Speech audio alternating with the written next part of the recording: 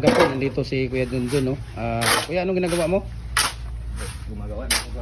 Hollow blocks na number 6. Anong templada mo dito, Kuya? Ratio mo? Ilang karatilya buhangin? Apat. Ang lupa mo? Isa. Isa. So, 4 na karatilya na buhangin, 1 karatilya na lupa. Ang molasses mo dito? Dalawa. 2. So, parang kalating litro na molasses.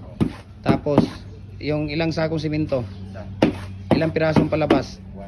100. 100. Ayan. So, ulitin ko po mga idol, no? Si Kuya Junjun, gumagawa po siya ng commercial na hollow block number 6.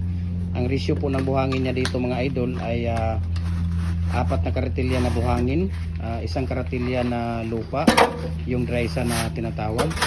Tapos, kalating litro na molasses, 1 sako na simento na Portland type 1.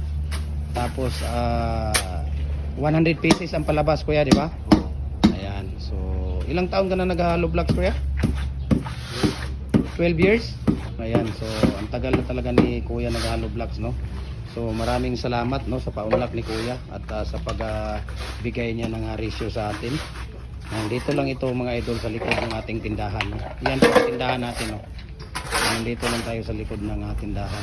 So, maraming salamat sa kay Kuya Junjun sa pagpapaunlak niya ng ating interview. Ayan. So, thank you, Kuya, ha? Oo. Okay.